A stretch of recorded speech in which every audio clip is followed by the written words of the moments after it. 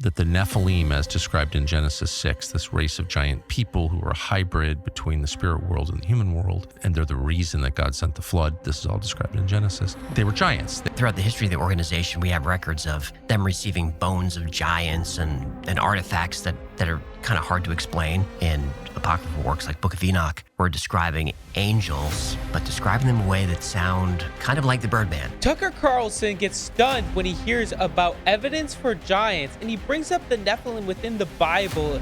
And the Y-Files tries to explain it his best, and I'm going to be given a Christian perspective. But first, he brings up the pyramids and what exactly is going on there. What do we know about the pyramids? What do we actually know, rather than what we've been told? But like, what can we be certain of? Be certain of? I don't think we can be certain of anything. Like, we can't be certain of when they were built. Some of them we can, but the pyramids are strange because it seems like the ones that were built earlier are more perfect than the later pyramids, which suggests that maybe, certainly I subscribe to the theory that the Egyptians did not build like the like Khufu. I think they found that. I think they found that and then tried to replicate it later on and couldn't quite get it right. Why don't we know when they were built? Well, you can't carbon date it. But what about the mummies we found inside all the pyramids? I've never found a mummy in a pyramid. What? We've never found a mummy in a pyramid. I thought the mummies were... No, people say that there are tombs, but they really haven't found any. They found mummies other places. From the pyramids? No, they're not. No mummies have been found in a pyramid. Maybe they were placed in certain structures later on, like Valley of the Kings and so forth. But like the Great Pyramid of Giza, no mummy's been found there. There's a giant box in the king's chamber that's said to be a sarcophagus, but it's not the right shape or size for a mummy. Huh. So there are no organic objects found in the Great Pyramid, for example, that would suggest when it was built? No organics, no. Huh. But there are strange things about the pyramid, like chemical residue at certain openings, shafts, that suggest maybe the pyramid had other uses that are really not acceptable to mainstream. Of the objects that have been found in the pyramids and the tombs, are there any that we can't explain? Any that we can't explain? I don't think so. There's a lot of objects that we are not allowed to see. Still, sure. I mean, look at the Smithsonian, I think has 1 billion artifacts. We're not allowed to see hardly any of those. They kind of just swoop in and just take those. So I don't think there's any unexplainable objects. Can you petition the Smithsonian to see artifacts? Sure, you can. But you're not going to be able to do that. Smithsonian is a weird organization. Throughout the history of the organization, we have records of them receiving bones of giants and artifacts that are kind of hard to explain. We have records of them receiving it, but then they lose them or they deny ever having them. And the Smithsonian, which is a government institution, is exempt from a lot of law. Like, not too long ago, a law was passed that if any museums are in possession of tribal, like Native American artifacts, specifically funeral artifacts, they're to be returned to the tribes. Bones, anything, except the Smithsonian. They don't have to do that. Why? The Smithsonian seems to be covering up everything. Like, I always have this thought process. What if all of this is just some big conspiracy? Really, they're not hiding anything. They just literally have nothing to show. And that's why they can't. And it seems like they're hiding anything because they don't have anything. But another part of me really gets so suspicious that they're not revealing the truth. May I ask, okay, so a couple things, but I don't want this to slip by. So you're referring to the claim that the Nephilim, as described in Genesis 6, this race of giant people who are a hybrid between the spirit world and the human world, and they're the reason that God sent the flood. This is all described in Genesis. They were giants. They were great men of old, I think is the phrase.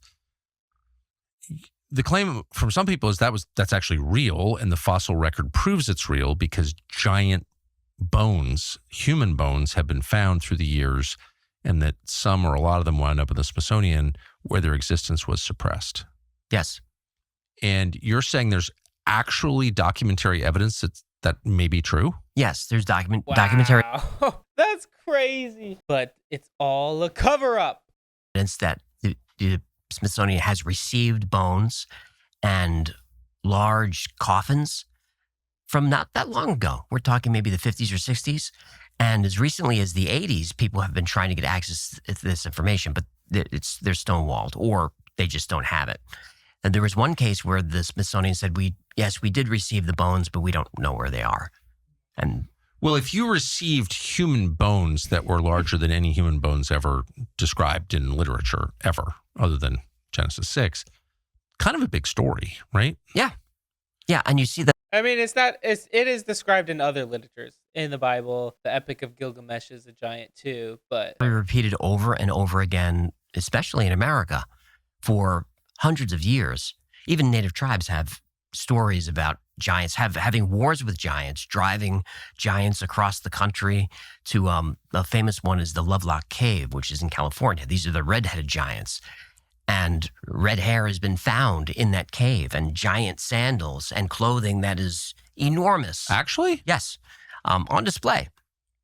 But it's always an explanation. Oh, it's symbolic, it's allegory, or whatever it is. But that's not what the native people say. They say that this was a cannibalistic tribe that they cornered in a cave and sealed it and set them on fire, essentially. And if you go to that cave, there is residue of the fire. There was one tribal leader who wore strands of red hair in her clothing for years. Could look her up. She's pretty famous. So okay, this is apparently her, but let's read what it says. People really need to read Sarah Winnemaka's book called Life Among the Peyote. It's about Lovelock Cave and her ancestral tribe that chased the red-haired giants into the cave. They were tired of their terrorizing their tribe and eating their people. They started a fire at the cave entrance, which there is proof of its entrance. The giants were killed as they tried to escape the cave. The fire suffocated the remaining giants. She also knitted a shawl made of the red hair from the giant, which she is wearing in the picture below. The giant bones were discovered by Guano miners in 1911. The Smithsonian confiscated the 10-foot tall skeletons with double rows of teeth, which were found underneath the 40-some odd bodies and animal parts, and covered it up. They magically disappeared and told everybody that the bodies and animal parts, and told everybody that the story was a myth. There's also eyewitness testimonies in the Lovelock Papers in 1911. There also was a giant skeleton found in San Diego, California, with a newspaper clip pictured on the right, but I guess they were all lying too. Wow, and here's the lady. That's insane. And where's this hair? Is it made with the hair? Maybe, maybe not. It would be hard to say. it's just hard to see why red-headed people would be on the North American continent. I mean, talking about like Neanderthal DNA. Yeah, I mean, why would they be red-headed? Like, none of the people we believe lived on this continent before the Europeans arrived were red-headed. They were all dark-haired. True, but if it's giants, then this is DNA that's a little different than ours. So maybe that's what they were. Has this ever been tested by anybody? No. Why would the U.S. government have an interest, clearly they do, in suppressing this and waving people off? Boy, I hate to say I don't know so many times, but I really don't. There's a famous story about connected to giants about G.E. Kincaid, who explored the Grand Canyon. This is the early 1900s, I think like 1908, 1909. And his story ended up in the Arizona Gazette, where he was kind of rowing down the Colorado River, and he finds these steps that go into a hole in the side of the canyon. And he goes and he explores it, and he's kind of mapping it. And inside he finds basically the remains of an ancient city, artifacts, a giant statue that kind of looks like Buddha, but not quite, hieroglyphics that kind of look Egyptian, but not quite. And he comes out and he's putting together an expedition, and when it's time to go back and explore, he never shows up. And that story was in the papers. What bothers me about that one, it's one of the mysteries that I really wish I knew, is that you can find that opening in the Grand Canyon, and it's covered with an iron gate. And above that area of the canyon is a no-go zone. You cannot go there. You can't walk there. But some people have. And you can see embedded into the top of the cliff there iron hooks and equipment that would be used maybe to rappel down the side of the cliff. But when you do go there, suddenly white planes will appear. And you can't fly over the Grand Canyon, but these white unmarked planes Can't fly over the Grand Canyon. No. And black helicopters will appear. So many people claim that this is not true, and they constantly fly over all the time. And you can't do that over the Grand Canyon. You can see this episode on my channel where I linked to the full video of these people going up there, and there are the helicopters, and there's the plane. And eventually their park rangers or whatever throw them off the property. That bothers me. And, you think? And nobody will tell us why.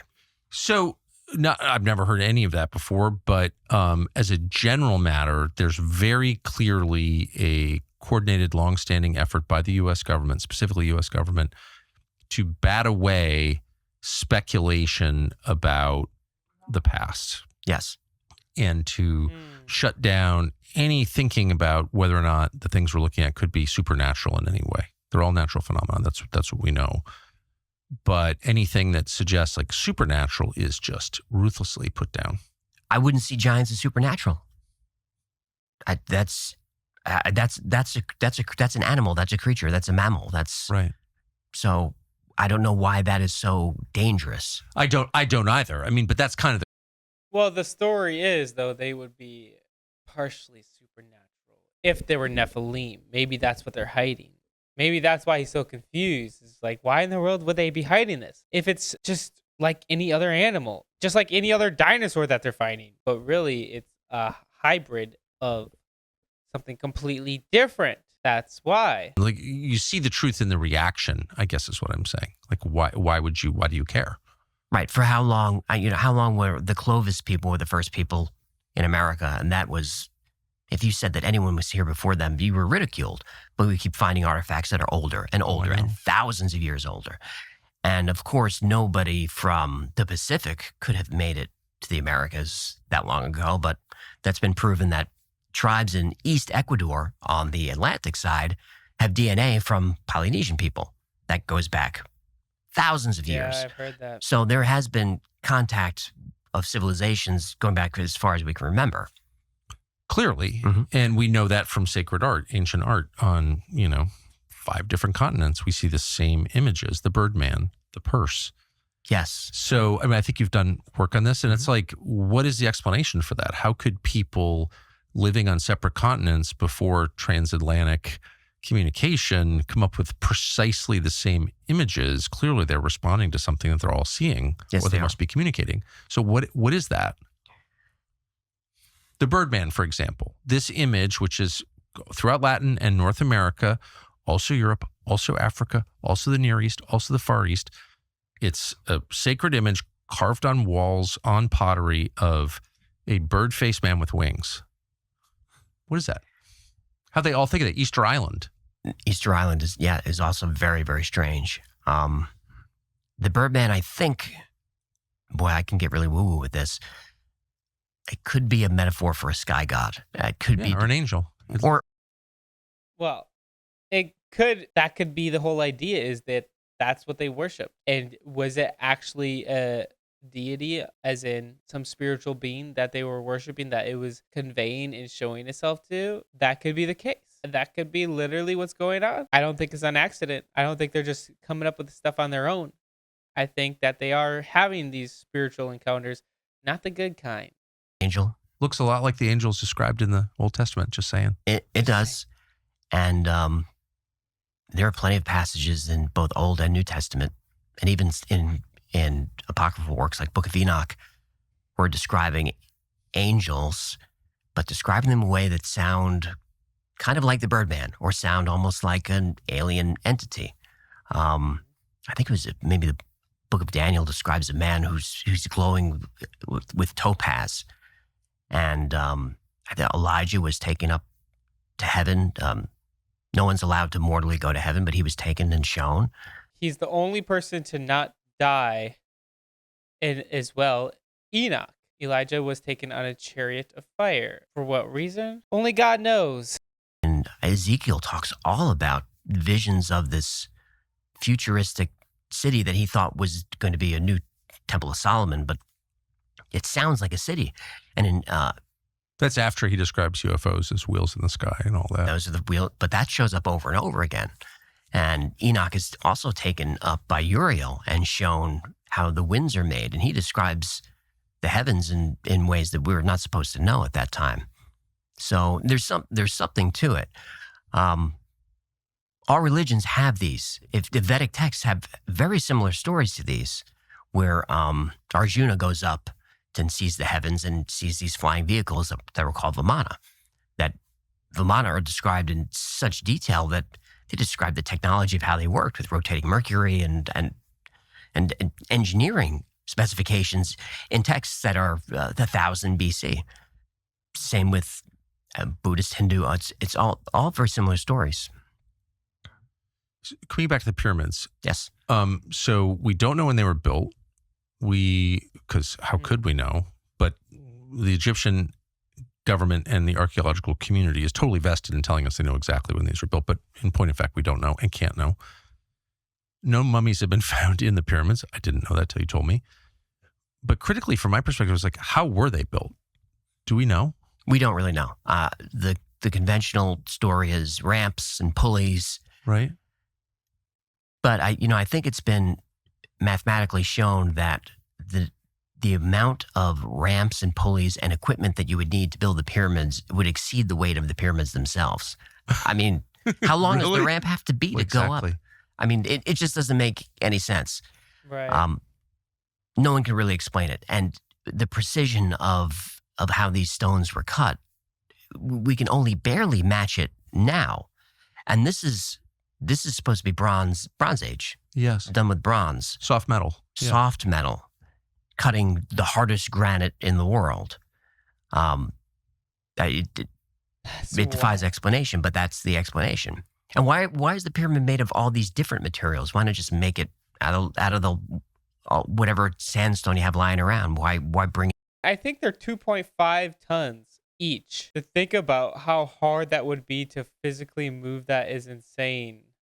Tour limestone? Why use rose granite in certain places? I didn't know that. Well, rose granite is very special because it's highly piezoelectric, meaning if you apply pressure to it, it creates voltage. So that's one of the theories about the pyramid is the grand gallery leading up to the king's chamber is lined with rose granite. You don't see it anywhere else in the pyramid. So that's highly conductive. The exterior of the pyramid was covered in Tour limestone, which is an insulator. So you have the structure that's almost designed like an electricity generator. And then you have the queen's chamber and some other shafts where there's chemical residue that when combined create an enormous amount of hydrogen gas that then flows up through the grand gallery, expands, creates electricity with this rose granite, which ionizes the air. And then at the time, there were these slats, 24 slats of wood that would create sound and which would amplify. And what's strange is leading from the grand gallery into the king's chamber is a small hole. I forget what it was. Maybe it's 3 by 6. It just happens to be the right size to be a waveguide for hydrogen atoms. So those flow then into the king's chamber, and this resonates at a frequency. I think it's 440 hertz. It's like an F sharp. And then above the king's chamber is a stone called a relieving stone, and this is said to help relieve the pressure coming from the top of the pyramid. The thing is, it doesn't connect to anything. It's perfectly flat on the bottom, but it's chipped on the top, almost as if someone was chipping away, almost like a tuning fork to get the right frequency. Now, I'm not saying that's what it is. I'm just saying there's a lot of science there that makes you wonder, why go through all this trouble for a tomb? And there's no writing in there. There's no writing in the Great Pyramid? No, there's no writing in there. There was some writing found in an expedition, I think it was in the 80s, where a robot was sent in. They found a door with copper handles, which are not supposed to be there.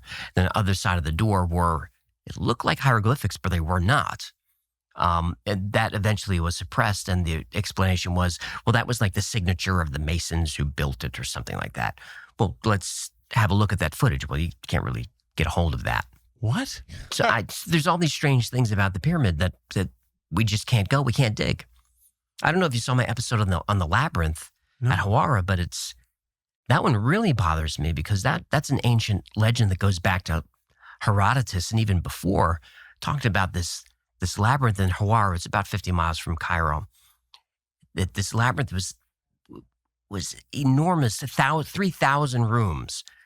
And the priest said this was built by the ancient kings. Oh, you mean the pharaohs? And they said, no, the ones before, from Zep-Tepi, which was the first time. Well, the labyrinth was talked about by Herodotus, by Pliny, by Strabo, by all these famous historians. It's there, it's bustling, and eventually just sort of disappears from history and becomes a legend. Well, it gets rediscovered in the early, late 19th century. And During the colonial period. yes, but we're not allowed to dig or go down there. But recent technology like ground penetrating radar, LiDAR from space, shows that there's stuff down there. The explorer who found it thought he found the foundation of the labyrinth and was very excited about it. It turned out what he found was the roof. So the LiDAR is showing these giant spaces underneath the ground that are feet thick of heavy granite with all these spaces in between. And in the center of this giant atrium is a 150-foot metallic ring that nobody can explain. Whoa. And boy, I'd like permission to dig or see what's down there. And the tragedy is the water table is eroding all of that away. And geologists are saying, look, we have to preserve this because this is going to be gone in 100 years, 200 years. We can't stop that. So annoying. Why in the world do they not want you to discover or understand or get to know? That's something that is so fishy and so mind-boggling to me.